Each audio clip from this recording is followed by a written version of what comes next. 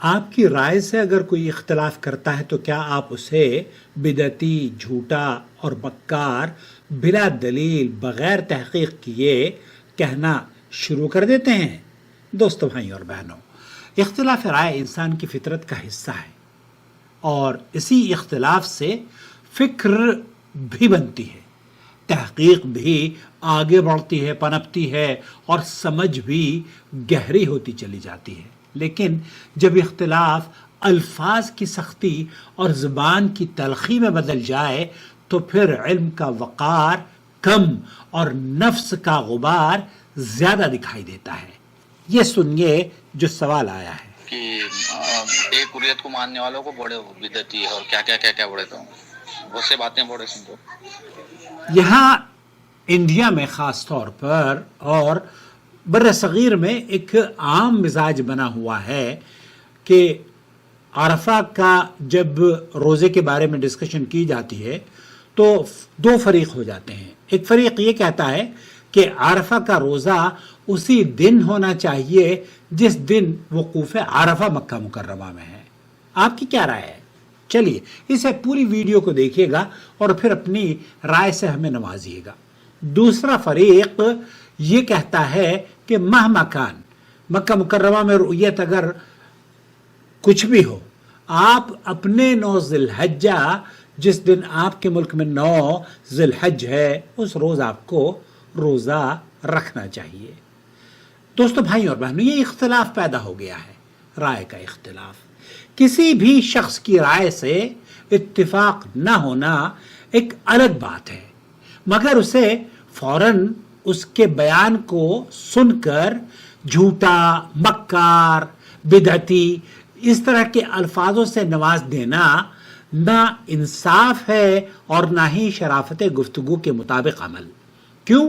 کیونکہ ایک رائے غلط ہو سکتی ہے مگر اس کے پیچھے نیت کیا تھی، سوچ کیا تھی اور دلیل کی بنیاد کیا تھی، یہ سب دیکھے بغیر حکم لگا دینا انسان کو عدل سے ہٹا دیتا ہے۔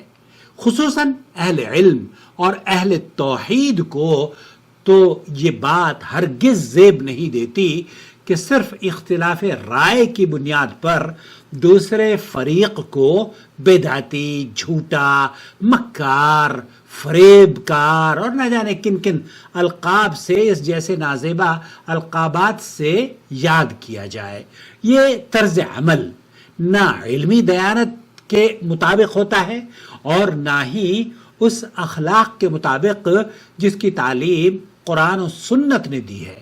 اہل علم کی پہچان دلیل، حلم اور حسن اخلاق سے ہوا کرتی ہے، نہ کہ سخت جملوں اور تحقیر آمیز القابات سے۔ اگر ہم اختلاف رکھنے والے کو فوراً گمراہ، بدعتی یا مکار یا جھوٹا کہنا شروع کر دیں تو پھر علمی گفتگو اور خیر خواہی کے دروازے بند ہوتے چلے جائیں گے۔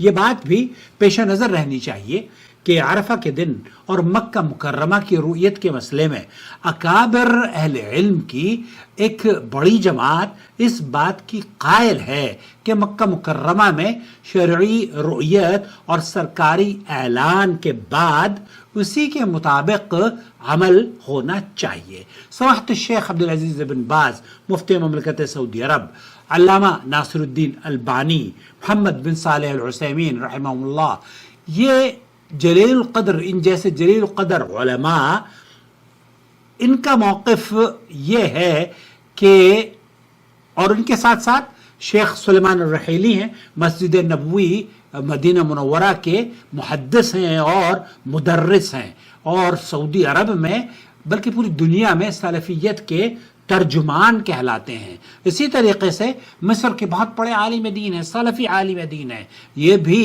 اپنے آپ، اگر ان کی خدمات آپ دیکھیں تو اس دور کے بڑے علماء میں ان کا شمار ہوتا ہے۔ مصطفیٰ العدوی یہ بھی اسی موقف کی تائید کرتے ہیں کہ جب مکہ مکرمہ میں شرعی اہتمام اور معتبر اعلان کے ساتھ رؤیت ثابت ہو جائے تو اس کی رعایت کی جائے، لہذا یہ ایک علمی اور اجتہادی مسئلہ ہے جس میں اہل علم کے درمیان گفتگو اور اختلاف موجود رہا ہے، لیکن اس اختلاف کو بنیاد بنا کر ایک دوسرے پر لان تان کرنا، تحقیر آمیز زبان الفاظ استعمال کرنا اور مخالف کو بدعتی یا مکار یا جھوٹا یا فریب کار کہنا نہایت ہی غیر مہذب اور غیر علمی رویہ ہے۔ جی ہاں، اصل خوبصورتی یہ ہے کہ اختلاف کے وقت زبان قابو میں رہے اور دل میں وسعت باقی رہے۔ آپ دلیل سے بات کریں، اعتراض دلیل سے کریں، رد بھی علم کے ساتھ کریں، لیکن شخصیت پر حملہ کرنا ہمیشہ بحث کو کمزور اور تعلق کو خراب کرنے کی وجہ بنتا ہے۔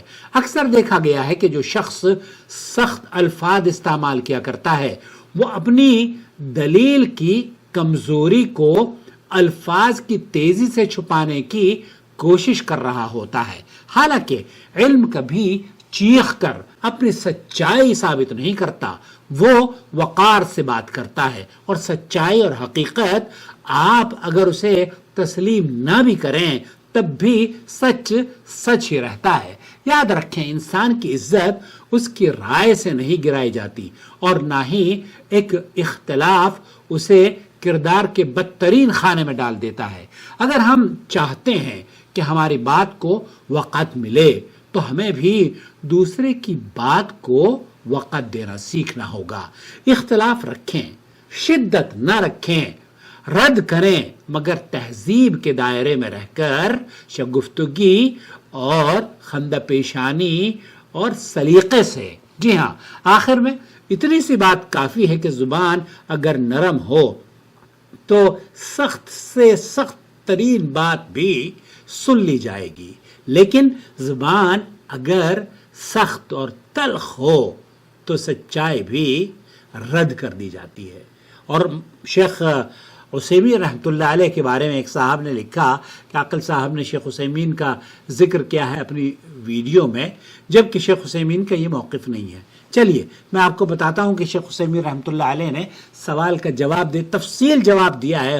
انہوں نے رؤیت کے بارے میں جیسے شیخ سلیمان الرحیلی بھی ہر اس عرفہ کے روزے کے بارے میں کہتے ہیں، بنسبة لرؤية هلال ذي الحج فإن المعتبر بلا شك البلد التي فيها إقامة المناسك، فإذا ثبت الهلال فيها عمل به ولا عبرة ببقية البلدان، وذلك بأن الحج مخصوص بمكان معين لا يعتاده، فمتى ثبت رؤية هلال ذي الحجة في ذلك المكان وما ينسب إليه فإنه يثبت الحكم حتى لو خالفه بقية الأقطار۔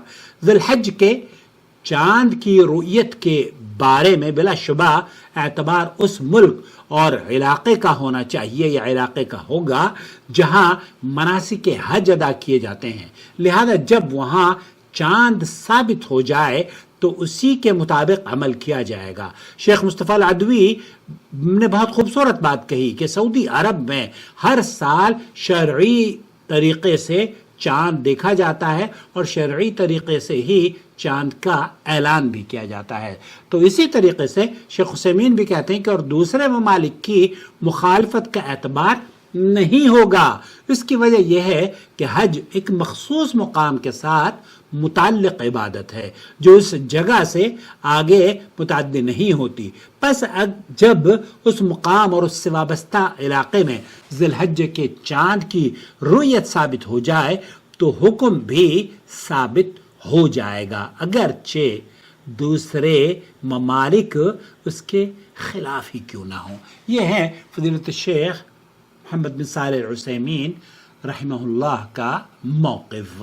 اب آپ کی رائے کیا ہے؟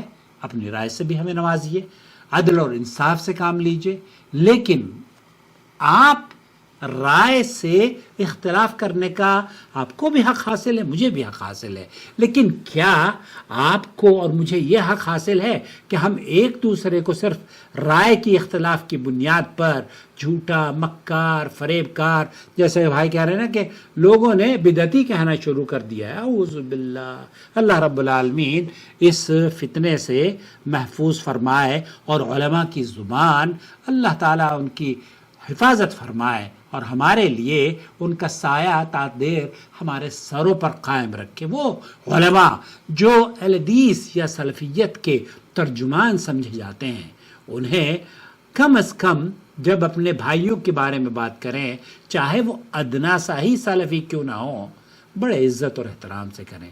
بدعتیوں کی صف میں اللہ کے لیے یہ ظلم نہ کریں کہ آپ اسے بدعتیوں کی صف میں صرف اس لیے کھڑا کر دیں کہ آپ کی رائے سے وہ متفق نہیں ہے۔ ہمیں اپنی رائے سے ضرور نوازیے گا اس ویڈیو کے بارے میں۔ شکریہ۔